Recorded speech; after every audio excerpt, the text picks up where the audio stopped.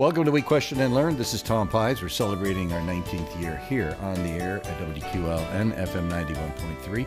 We're also on NPR One and a half a dozen other podcast venues, so you should have no trouble finding the program. Of interest today, I have a guest who's been on the air on the program before, Brian Slawin.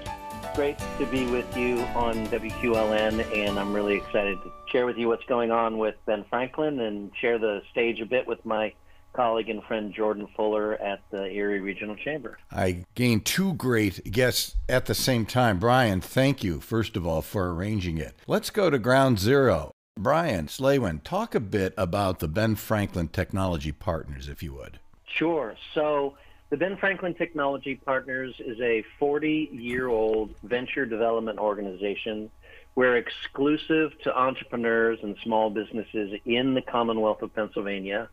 And ultimately, we do two things. We identify, mentor, support, and invest in tech startups and small manufacturers.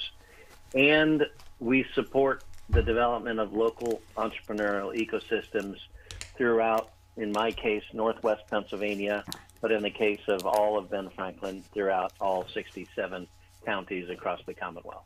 Okay, are you compartmentalized into different geographic regions? How far does your reach go? Yeah, so there are 4 Ben Franklin Technology Partners centers. There's a center in Philadelphia called SEP for Southeast Pennsylvania. There's one in Bethlehem called NEP for, you guessed it, Northeast Pennsylvania. Mm-hmm. There's one in Pittsburgh, which people know better as Innovation Works, but it's the Ben Franklin of the Pittsburgh region.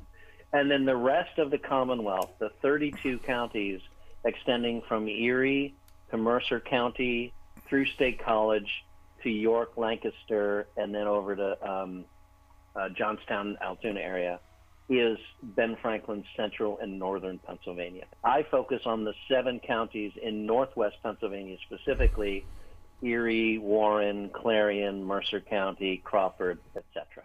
Let's talk about companies that you help support. Now, you don't have to name any of them, but the structure of your organization is to start from scratch with different entrepreneurs? We can. We certainly do work with a number of companies who basically come to us with an idea on a napkin. Some of the companies are a little more advanced. They've got an employee or two, or they've got a product in the market, or they have customers. So we really help companies at that very early stage, very sort of gestational element of their business growth. And that's where we like to help the most because, frankly, it's the most tenuous and high-risk area of a company growth.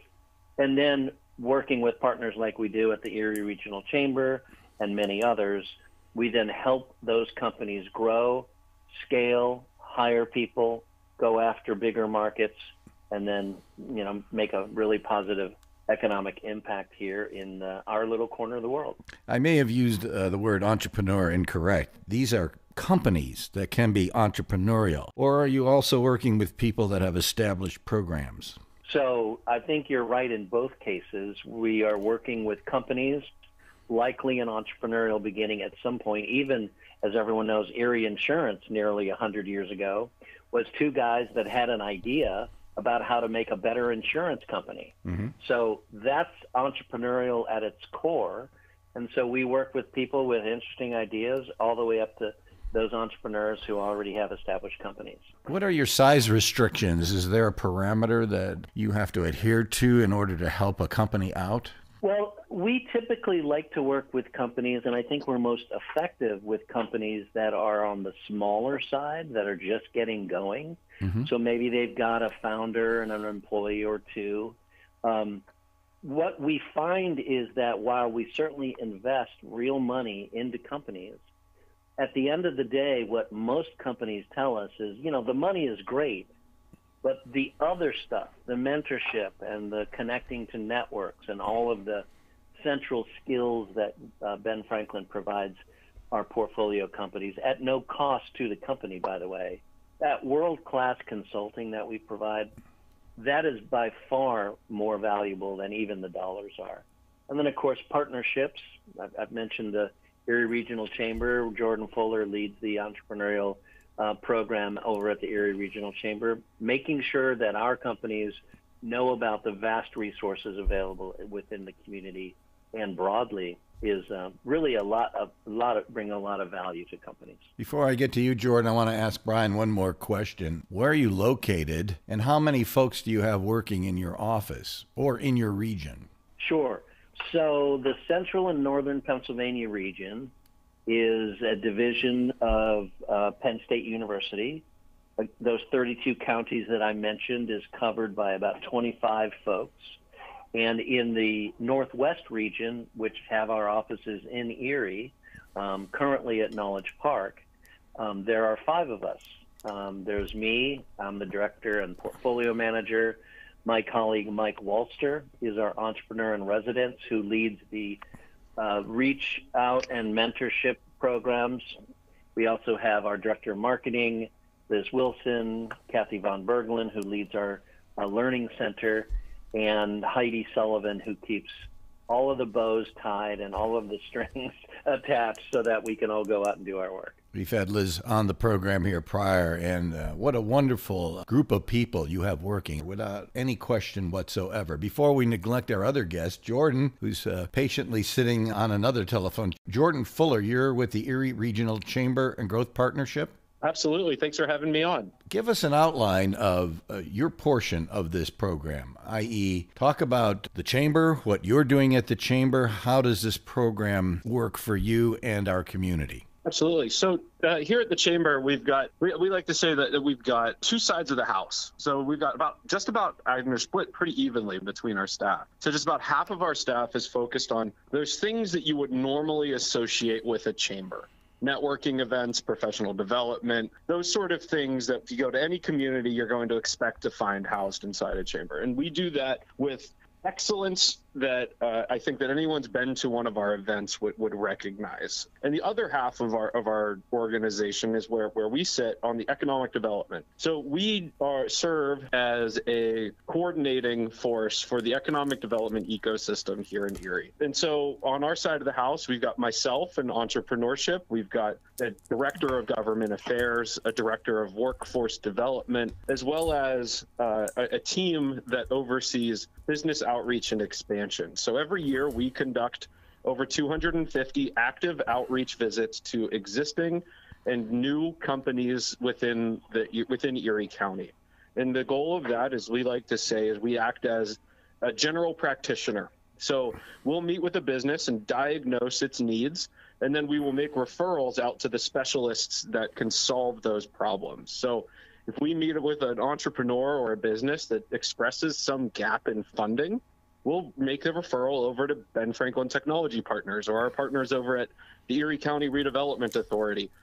If there's someone that's having issues with workforce development, we can facilitate discussions and connections into the workforce development system statewide, as well as the local university system. So one of the things that we do that's fairly unique here into our community is that we organize a call that happens twice a month where we bring together over 40 economic development agencies, and we spend an hour and we talk about what everyone's working on, who they're working with, and come up with ways to be able to align the resources that are being put into play for the companies and individuals in this region, so that we can be sure that we're being smart about it and we're being thoughtful and strategic with the way that we're servicing those that are operating within our region. One of the nice things about Northwest Pennsylvania and what the Chamber does is that you folks have gone out of your way to help coordinate the many different agencies. And we do, and I hope you can expound on this, we do have a lot of groups that are working to help new business. Absolutely. Yeah.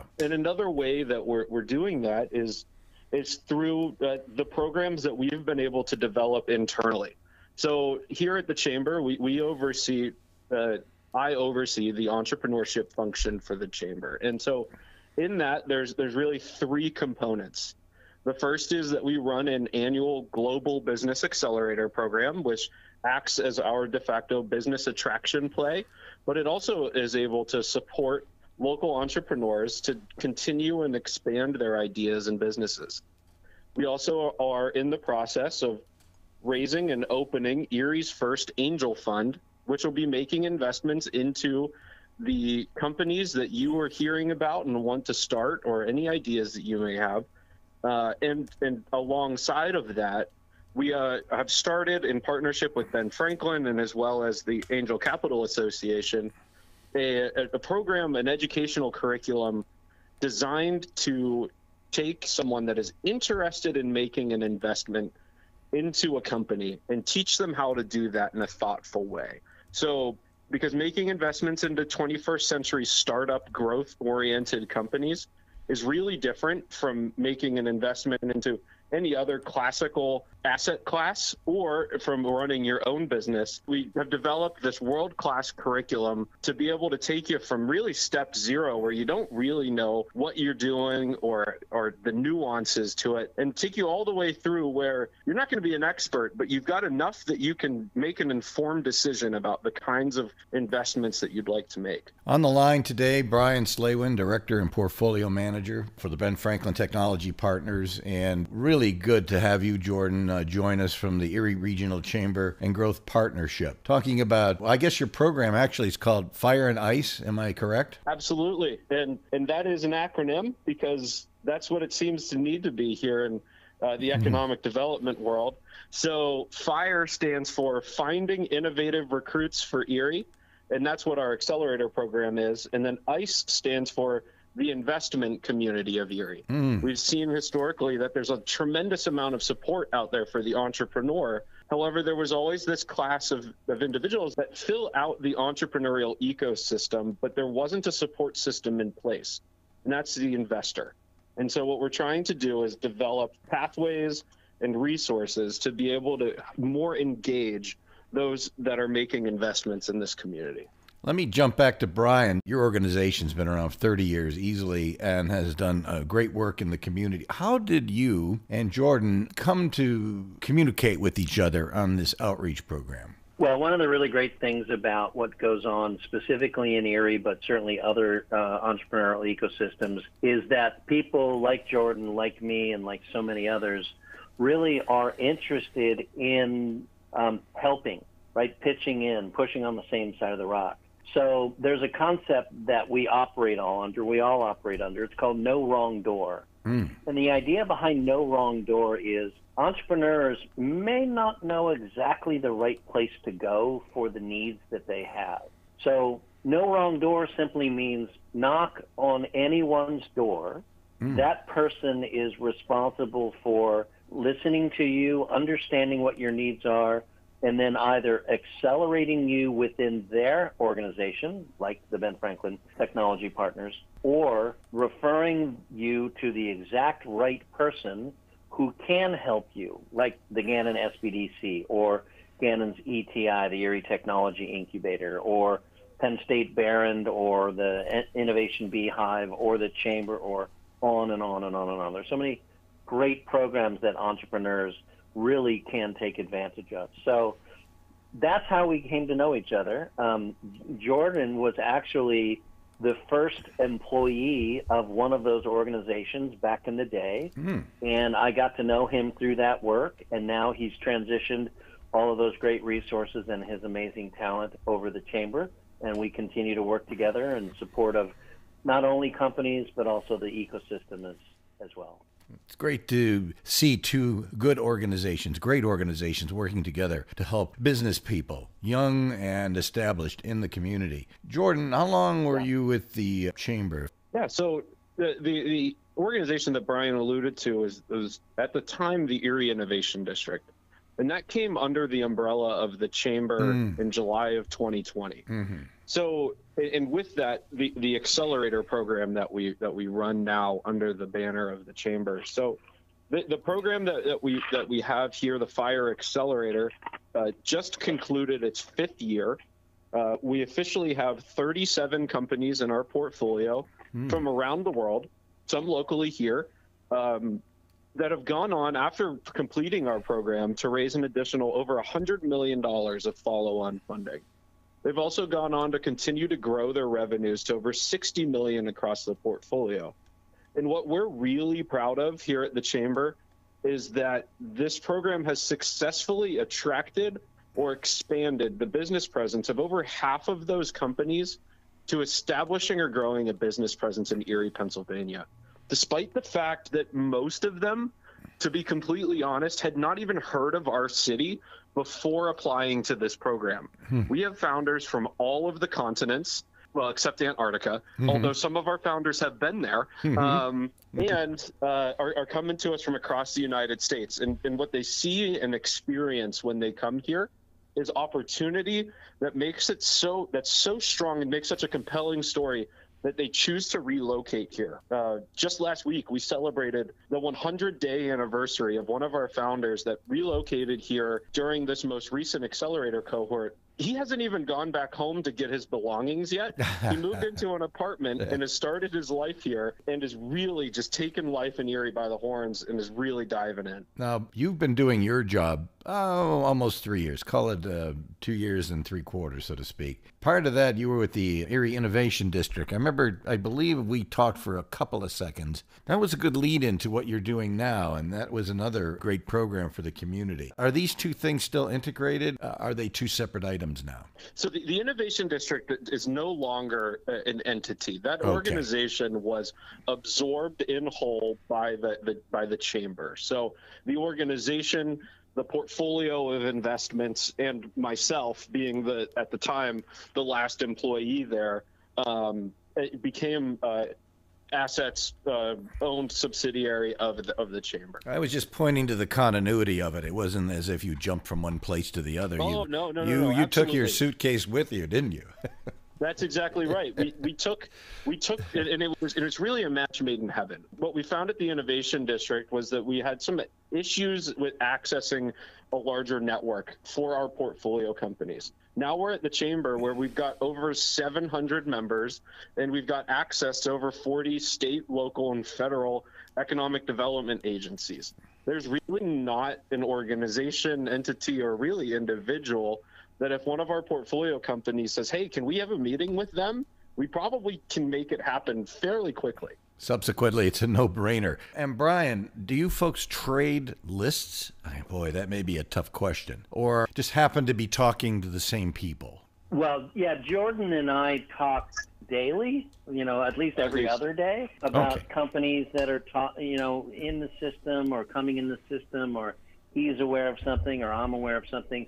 The same thing is true with Brad Gleason at the Erie Technology Incubator, Maggie Horn at the SBDC, and Chris Groner at the Redevelopment Authority, and so many other folks.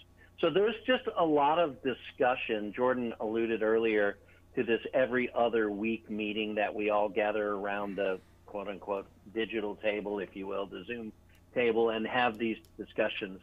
So we're continuously, hey, I met this person, I think you could be helpful. Hey, this person needs your help. So it's not like trading lists, it's just a conversation among colleagues, because at the end of the day, we want everyone to win, because a rising tide does float all the boats. So we're working to make sure that we're all pushing on the same side of the rock, and hopefully those companies that we meet and talk about and make sure that the introductions are made take advantage of all of that. They know our organizations. So in my day, I used to hang around air show pilots a lot. And what became very quickly obvious is people don't know you unless you're wearing the suit, right? So a Blue Angel could just be walking down the street and no one would know. Put on the blue suit and suddenly he's a superhero. Right. I think that's true for Jordan and me and any of the folks that I've mentioned. Our organizations, we sit in a chair of privilege in our organizations where we get to do this work. So it's our responsibility, it's incumbent upon us to make sure that everyone gets listened to, everyone gets supported, and everyone gets a point in the right direction. So, people know Ben Franklin, they don't know me necessarily. People know the chamber, they don't know necessarily Jordan. Tom, to your earlier point, we can even take that a bit further. So in that a number of the companies that have gone through, and we'll just use our program as a starting point, have gone on following our program to receive investment from Ben Franklin. And likewise, a number of portfolio companies that we have that have graduated from our program originated from the Ben Franklin portfolio. So there is absolutely collaboration and sharing of deal flow, not only in the conversational and resource sense, but we're making investments into, in some cases, some of the same companies to make sure that they're able to get the resources and capital that they need to continue to move forward. Brian Slawin or Jordan Fuller. So if I come to one of you, it could be that you two may have a conversation and help me expedite my entrepreneurship. Unless you distinctly ask us not to, okay. It's almost certain to happen.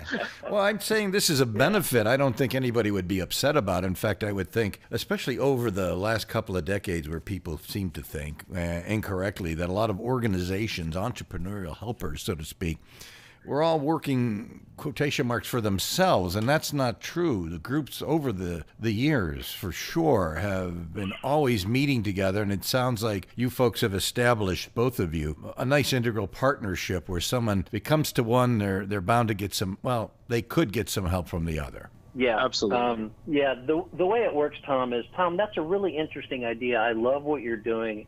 I think I can be supportive, but you know who can be really helpful? Jordan over the chamber. You cool with me making an introduction between you and Jordan? That's the way that conversation works. Happens all the time, literally every day, every couple of days. We'll be trading back and forth ideas and opportunities. So, no, it is about working together. Collaboration is the only way that this thing works.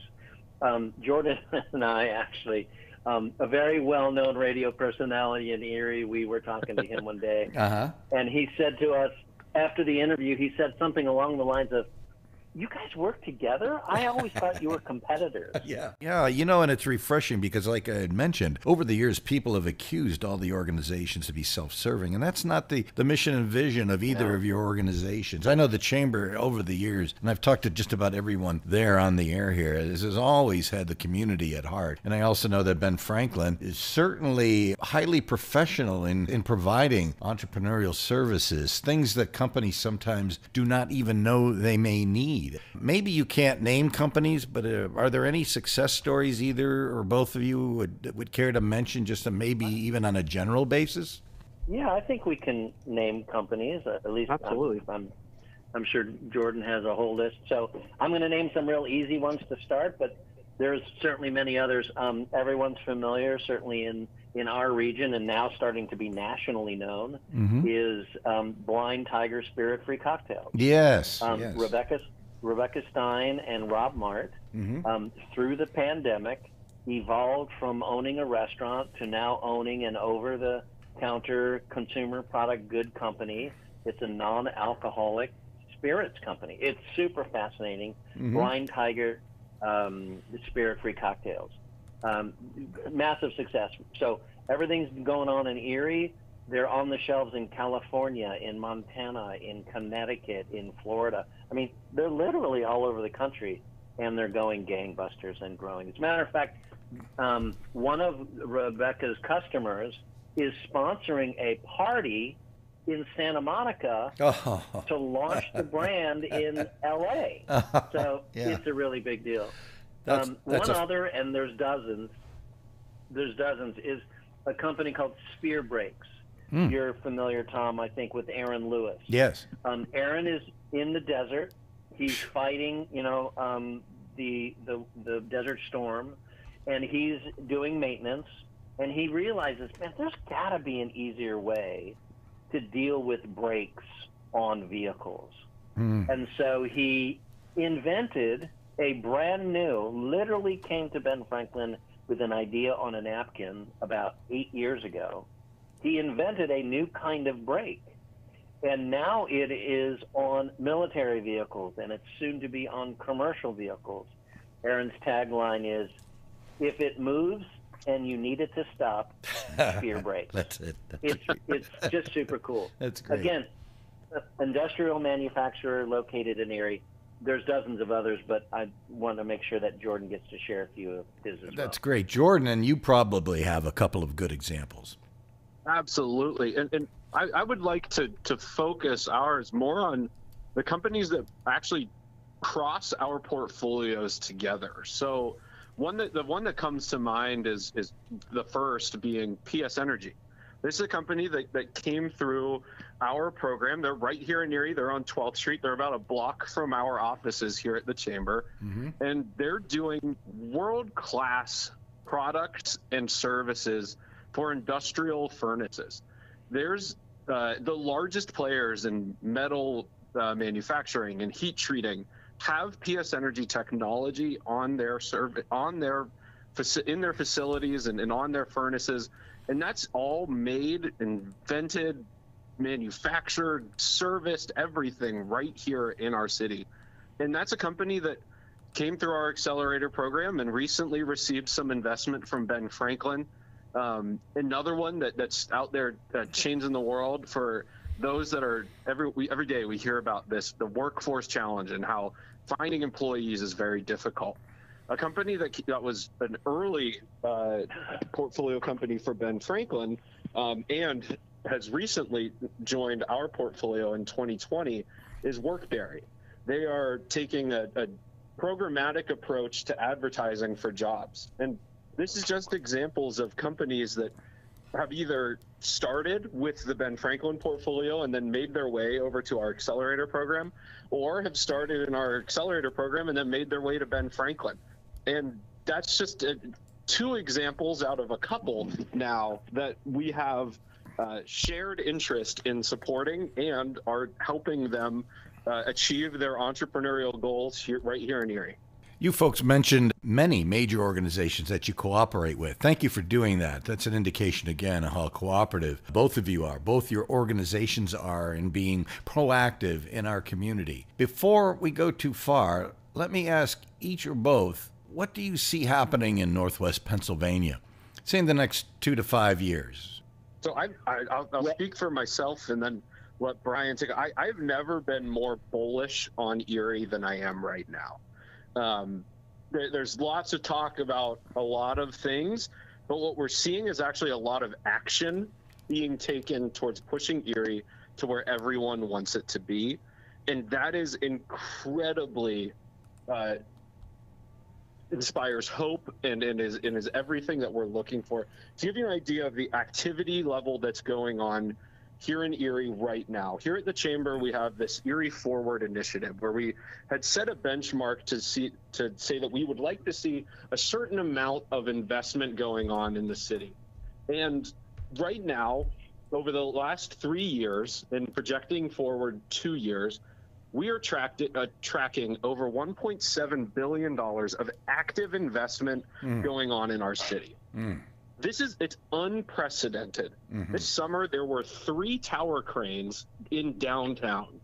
I can't think of a time before this most recent period where that was even a thought that was possible.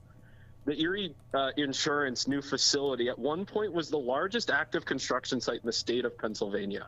There are things happening here in Erie that everyone can be proud and excited about. It's just getting people exposed to what's going on. Brian. I obviously completely agree with Jordan, and we've had this conversation many times. One of the things that I'm noticing most is, in addition to all of this great business expansion, is the cultural conversation. When I came to Erie 7 years ago from St. Louis, I came to a place where maybe people didn't believe in themselves and believe in their community so much. I'll tell you that over the last 7 years, but certainly over the last couple, the conversation about, no, you can do it here in Erie, or Erie can be that place that you launch from to go nationwide with your product or global with your product. It's a cultural conversation about belief. And I'll tell you, it's been driven by young people like Jordan and the other young leaders in our community who are looking at the horizon and saying, yeah, things are tough. Yeah, you have to work hard. But you know what? This is the place where you can do that. And here's proof and more proof and more proof and more proof that this is the right place and the right time to do it. One of our colleagues in the entrepreneurial ecosystem, Sean Fedorko, founder and owner of Radius Cowork, says it sums it up really well. He says that Erie's a place for builders. If you want to go to some other community and what you're looking for is experiencing and enjoying a complete build out of every resource and cultural amenity and everything else that you could hope for, Erie might not be for you. But if what you want is to be on the ground floor of designing and building and inspiring the kind of place that you want to live in, there's no better place than Erie. We're privileged to see it and live it and work it every day. So every day, Jordan and I are talking to 1, 2, 50 different people with different ideas, with a hope and a vision for the future. 7 years ago, it was different. Brian, how can folks get a hold of you? Just go to our website, benfranklin.org, pull down which county you're in, so Erie for most of your listeners, and they'll get to our website. My email and contact information is right there. And Jordan, how can folks find you? So ours is, I don't want to say easier, but it's certainly more. You just go to eriepa.com, and that'll get you right to our website, and you can learn all about the resources that are available to you here in Erie, as well as a member of the Chamber. Or, I mean, the beautiful thing is we are an economic development agency, and we're a membership organization whose mission is to serve everyone. And so our policy is we've got 30 minutes for everyone, at least 30 minutes. Jordan Fuller from the Erie Regional Chamber and Growth Partnership Program Lead for Fire and Ice, Making Connections. And Brian, it's always good to talk to you. You are a dynamic resource for this community. I don't know how you manage your energy the way you do. We're going to bottle that and sell it as another entrepreneurial product. Tom, I swear to God, how I do it is I hang around people like Jordan. There you go. Sean Fedorko, Rebecca Stein. You cannot be negative when you're hanging around people like that. You absolutely see what the vision for the future is. So that's how I do it. We'll get all of you folks on a round table here, I guarantee it. And congratulations on your work as director and portfolio manager at the Ben Franklin Technology Partners. And thank you both for being so enthusiastic and for being on the program today. Absolutely. Thanks for having us. Welcome to We Question and Learn. This is Tom Pies. We're celebrating our 19th year on the air here at WQLN FM 91.3. And almost as long as this program has been on the air, historically, my guest today, his story goes back about 19 years. Dr. Gerald Clark, am I right? Yes, it'll be 20 years in August, which is so hard to believe. I was thinking it was only a decade ago. How time flies, right? Yes, exactly. Right. Sure has. Well, let's explain to the audience. First of all, Dr. Clark is at Gannon University, and your title there, if I could ask? Associate Professor, Criminal Justice, and I've been here since I retired from the FBI. And how long ago was that?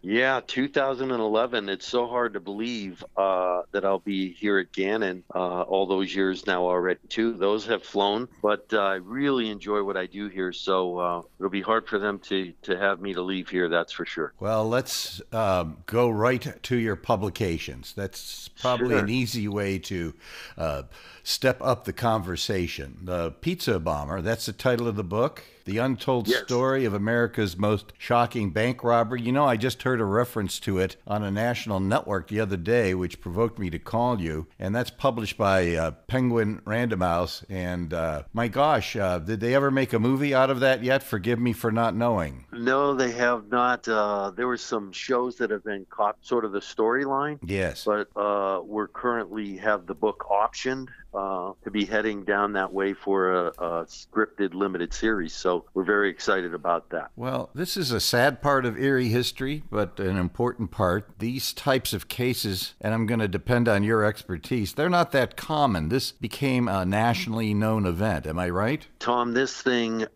just went places that I would have never imagined. National, international. It's very popular overseas just because of really two things, I think, that captured the imagination and fascination of people. Number one, it had really never happened before that an individual walked into a bank wearing a live device that detonates during the course of the robbery, resulting in their death. And that had never happened. And then the second thing, and I think even more than that, the first thing is the fact that it was captured on film. And so it's been able to be seen on the internet all over the world and in various versions. And I think the combination of those just took it to places that I would have never imagined on that that day. So let's talk about the story. We're going to go back to August 28th, 2003. And the main player here is a fellow by the name of Brian Wells. Yes, that's correct. On that day, Mr. Wells entered the PNC Bank here in Erie and approached the teller counter, handed a note saying this is a robbery and I need $250,000 and I have a bomb. And so that's how the whole thing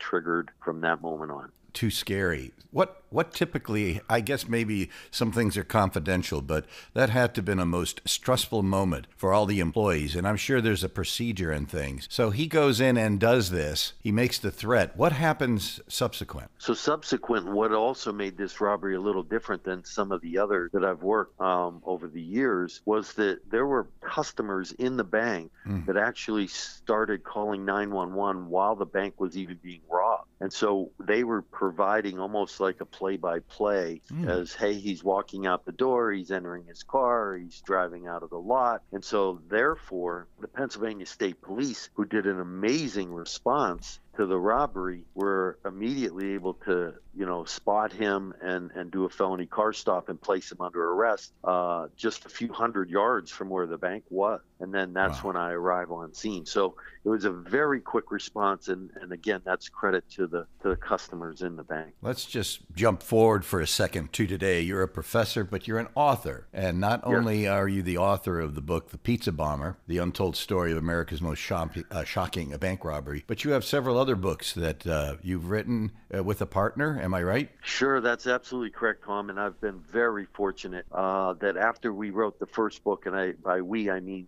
Ed Palatella and myself. And Ed is a really renowned writer for the Erie Times News, investigative reporter. He's been there forever. And together we worked on the Pizza Bomber book. Well, after that book became such a success, we actually had a publisher come to us asking for a 3-book series on other cases that I had done or other things that we could write on. So it was sort of a neat process for us because we were able to then write Mania and Marjorie Deal Armstrong inside the mind of a female serial killer because Marjorie was such a unique character. So she became our second book. So the first book is really about the investigation of the Pizza Bomber case. The second book is more about Marjorie Deal Armstrong specifically and the uniqueness that she had as being classified as a female serial killer. And then they asked for a book on bank robberies in general because they seem to fascinate the public, just the fact that someone could walk into a bank and rob it.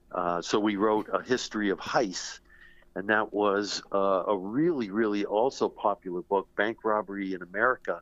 And we start from the very first bank robbery in Philadelphia all the way to some of the modern ones and how bank robberies have changed over the years. And then our last book is called On the Lam, and it's a history of hunting fugitives in America. Because I was, while I was with the FBI, I spent 6 years on a violent crime fugitive task force where all I did every day was work violent crime. So kidnapping, bank robberies, fugitives, and the fascination again with the public for people who are on the run. And it really has been another one of those successful projects that we were able to get. Memories of Bonnie and Clyde to some degree, that kind of excitement, would you say? Oh, it's truly the fact that people get out there on the run and the public's view of what's going on and their ability to stay away. And from the movie The Fugitive that we mentioned in the book, with Harrison Ford, and how he's trying to get away from Tommy Lee Jones, and you almost start rooting for the fugitive to stay, especially ones that you feel were innocently charged for some reason, but usually that's not the case. Usually it's the fact that they had done wrong and now we're looking for them. So the things that people do to not be captured have really just blown me away in my career, and doing that long enough, I got to see a lot of that. Well, you mentioned the most recent movie. I confess, I remember the television program. So. There you go. Yeah, that's going way back. But let's talk about you for a second. Your career, you were a college student, and I'm thinking, where did you go to school? I'm looking here. I can't find it. Yeah, so from Erie originally, which is great. I just love Erie and always have. And so while I went away to school I was in New York City at John Jay College of Criminal Justice, which was really one of the top level criminal justice schools in the country at the time. Yes. It still is, but they had a master's degree in forensic psychology, and that was so rare at the time because it was such a new burgeoning field. And so I was able to go there and receive a master's degree in forensic psychology. And I just love the fascinating view of, not what people do, but why they do it. And so that always sort of came into my play as far as psychology of human behavior and criminal behavior. So, and you were a bit ahead of your time, come to think of it. At the time you start thinking in 1983, yes, there just wasn't anybody really looking at that to find that program. And then to be accepted into it, I was just so proud and happy and fortunate. So I was able to get that degree. And then that opened a lot of doors. So federally, I started applying to every federal agency I could. And NCIS was the first one that called. Here we go again, right? You're ahead of your time again. So now we're moving to Philadelphia. And, I worked as a special agent with NCIS down in Philadelphia, doing all sorts of different protective service details, and was overseas guarding people that we had threats on from different countries. And so I really enjoyed that time. And then about, I don't know, maybe a year and a half into that, I get a call from DEA, which is the Department of Justice. And I thought, wow, Drug Enforcement Administration, that's more along the lines of where I'm heading, which was my ultimate goal of the FBI. But I then took a job with DEA and went back to the academy again down in Quantico, and was assigned to the Cleveland office of the FBI, Cleveland, Ohio. So I love 6 years of fighting some of the highest level drug traffickers in Cleveland, Ohio. And again, that job took me everywhere, again, overseas, because that's where, our sources of supply are. And then finally, after 6 years into that, the FBI finally gave me the call and said, hey, we're ready. So back down to the academy again for my third federal law enforcement training center. I never would recommend that to anybody. And then I was assigned the Cincinnati division of the FBI in the Dayton RA. And then I spent 6 years there, like I said, on a fugitive violent crime task force, hunting some of the, most notorious violent felons in the area and around the country. So I got lucky enough then in the FBI, if you get fortunate to get transferred to your OP, it's called an Office of Preference. You can go to a place that you are looking for if they have a need. And I got back to the Pittsburgh division in the Erie RA. And I thought, oh my God, I just hit the lottery. I got back home and I'm in Erie. And then was here only about a half a year or more. No, I guess it was a year and a half. And that's when August 28, 2003 hit. So changed my life forever. And with all that, I'm surprised the government still isn't seeking you out to do special cases. I'm fantasizing a television program here. Forgive me, but I'm trying how did you manage all that excitement? You must be a man of great patience. The stress must be overwhelming, in my mind, anyway. Our law enforcement officers, Tom, are the heroes. And I'm talking first responders in general. Yes. With firefighters and EMTs and our emergency room medical staffs and those, police agents, all the people that really run to trouble. And we never seem to understand that until we need them. And when you need them and you call them, they're coming. And so I have the utmost respect for anybody who's done this job, because it is stressful and it is, hard on you physically, mentally, and emotionally. And if you don't have the right support and ability for structure outside of the job, it can really wear you down. So for all my fellow first responders out there, I just give you a hats off and my absolute honor and respect. I think we all support that more than 100%. I think sometimes people don't realize how close you are. Boy, that was not a good statement. How dangerous your lifestyle is. It's beyond writing about, I'm sure, because you can describe it, but the daily stress and the things you went through are, thank you for being there. Well, thank you. And I appreciate the opportunity just to even talk about it. It's almost cathartic for me to talk about, because when I think of how many doors, I've been through, whether that was on drug cases or fugitive arrests. And I think our arrest numbers in Dayton, Ohio were like 2,000 violent felons in 6 years. And that's a lot of people that I feel like we made a small dent in keeping society safe. And again, it's not about arresting everybody and locking the people and throwing away the key. It's not about that. It's about people who have had opportunity to make change and don't, and they're just a risk and a danger to our citizens and society. And unfortunately, those people exist, and we need to separate them from us. Well, that's your bachelor's of art psychology sneaking into the conversation here where you started. But what provoked you, and I think you did mention it to some degree, why forensic psychology? What provoked you to be interested in that topic? I sort of mentioned a little bit about it, but to get a little deeper into it, it's all about what makes people tick for me, because if you think about this, if somebody wanted to hurt somebody or kill somebody, God forbid, you could do 10 different things, certainly shoot and stab and drown and poison and suffocate or whatever it is you chose as your method. But my thought process is, why do you want that person dead? And so that's where the psychology of the whole thing becomes so fascinating to me, because I want to figure out what makes people do what they do.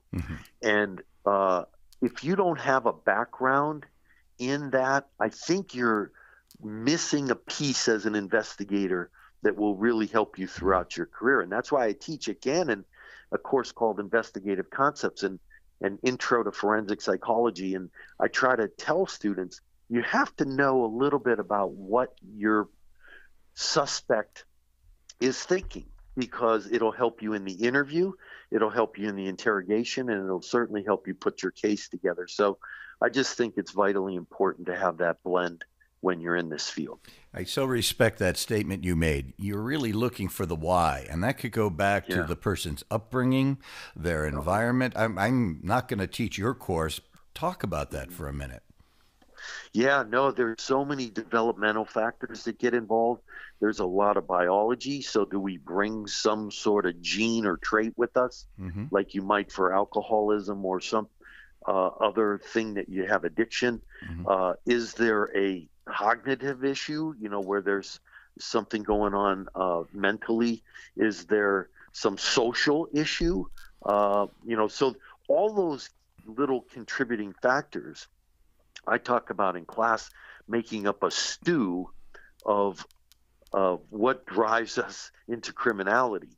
And it's very, very, very interesting. If you take that course, you can see all the different potential reasons. Now, some people who have all those factors never become criminal. And you say, well, how does that happen? That, even in twin studies, it's so fascinating that you could have two twins or a set of twins from a family, and one does something and one doesn't. And you figure, boy, they both had almost the exact same situation in development. So it's a unique thing. If you ever get the book, it's called The Criminal Personality, and it's by Yockelson and Samenow, and they just say, you know what? If you boil down all the reasons, it might be as simple as, hey, they just get something out of it and they like it, and they boil it down pretty simplistic in some ways, but very, very interesting too. You may not be able to say, but does the government come on occasion, i.e., give you a phone call and say, Dr. Clark, Jerry, what's your thoughts on this? Is this something that keeps coming back into your life? I definitely reach out and talk to a lot of my FBI colleagues who are still active. And while I cannot, know some of the inside information anymore, which I would love to do, but have their rules. I do offer advice and certainly give and provide some insight as to what I think might be helpful. And again, sometimes they find that very helpful. And so it benefits me because I love trying to figure out things. The best thing at time I do in class, I say, you know what an investigator is? An investigator does an investigation on a case, and it's almost like taking a big jigsaw puzzle and like a 10,000 piece puzzle and throwing it out on the table. And what do we do first? I say we always do the edges, right? Because we know they're flat. And then we look at the box and we see what, well, there's red here, there's a river here, there's blue, and that's how you put your puzzle together. I said an investigation is like throwing that puzzle out onto all those pieces out, having no edges, having no box to look at, and having some pieces missing. Yeah. And I said, think about the challenges that provides. And a terrible timeline sometimes to catch up at what you're doing. Yes, that throws another thing in the mix. So, it always it makes it very challenging when you never know exactly what happened. So that's the course you teach at Gannon University. How long have you been doing that?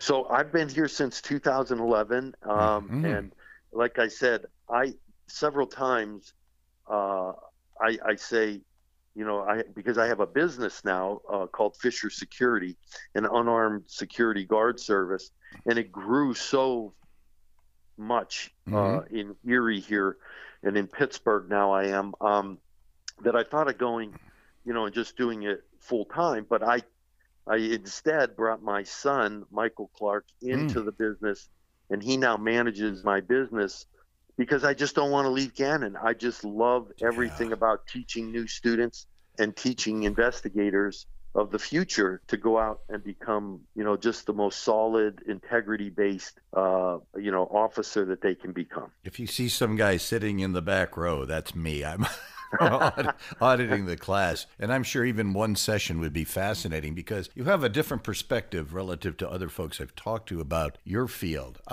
Going back to the books, you have a partner. You mentioned his name, Ed Palatella. Yes. How did you two fellas get together on that wonderful project, these great books? Yeah, that's a great question. And Ed Palatella, like I said, is still at the Erie Times News, and it's been there for so long.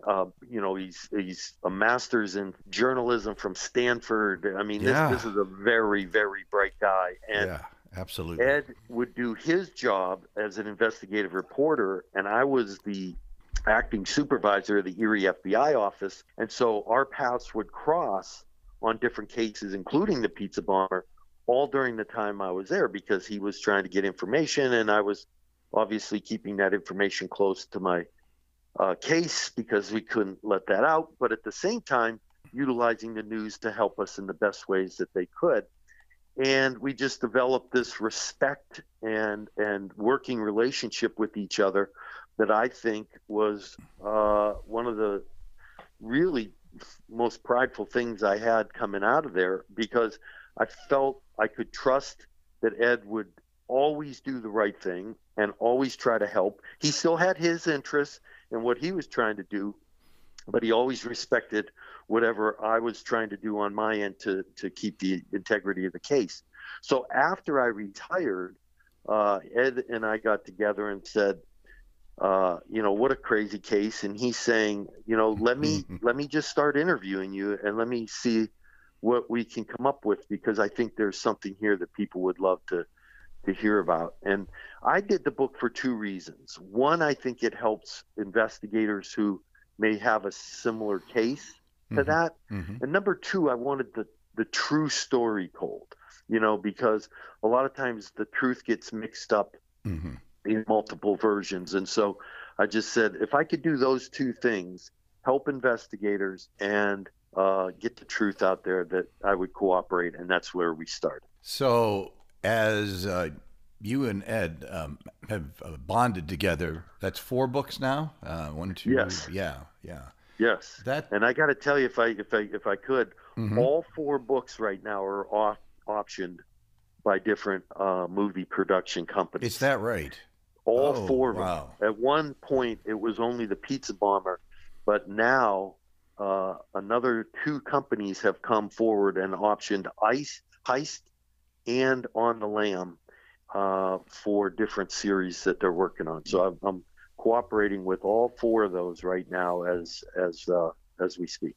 I'm being a bit facetious, but be careful. You'll be on the road doing tours and promote, or maybe you have done that already. How has your life changed because of the book? My life changed. And again, the first thing I need to say is, 3 people lost their lives in that Pizza Bomber case. And so I'll never forget the families and what they went through and all the loss that went with that.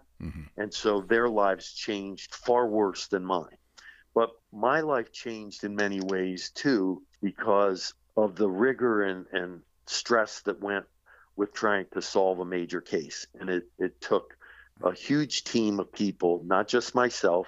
I obviously get all the credit sometimes for it, but there were a lot of people from PSP, from Erie Police Bomb Squad, from Erie Police Regular, the U.S. Attorney's Office, the District Attorney's Office, the ATF, Jason Wick, oh my gosh.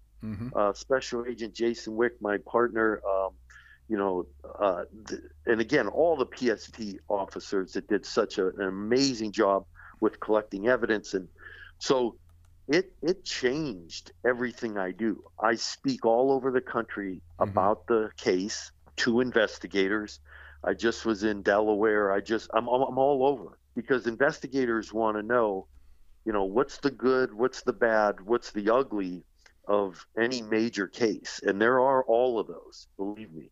And I try to help investigators if they ever come across anything similar, how I challenged and worked with those challenges. So not only are you an adjunct professor at Gannon University, you're an on-the-road professor, so to speak. And it just dawned on me as you said that of course your former workmates would indeed call you on occasion, since you had lived through a most difficult time, and ask you pertinent questions. Yes, absolutely. No, we in this field, we try to help each other, and a lot of times that gets lost again. We're people don't see that, and maybe that's the way that investigations run. They're so quiet, but a lot of times there is conversation between past, former, current, just trying to help in any way they can, because we're all trying to do the right thing and figure out what happened and put that puzzle that I said, that big jigsaw, back together. And again, beyond a reasonable doubt is a very high burden to charge somebody with, and it should be. Yeah. We don't want innocent people in jail. We absolutely don't. So everything has to be done perfectly so that there's that bar that's satisfied when you do go to court. Dr. Clark, Jerry Clark, what a pleasure speaking with you today. It's been a 20-year reunion. Sure has, Tom. Oh, where did the time go? Quick 20 years. Yeah, and it sneaks by us, but I hope that maybe we can catch you over the summer of 2023, and or at least when you're releasing your next book, and talk a little bit more about just America in general. I think that would be fascinating to hear your opinion on why we are where we are, if you wouldn't mind coming back again. I'd have a lot to say about that, Tom, so I'd love to be back. There's our program. I'm glad you committed. We'll figure that out over the summer. You bet. Gerald Clark, Dr. Clark, thank you for your on-air visit here with WQLN and We Question and Learn, and we're looking forward to speaking with you again. I look forward to it. Thanks so much, Tom.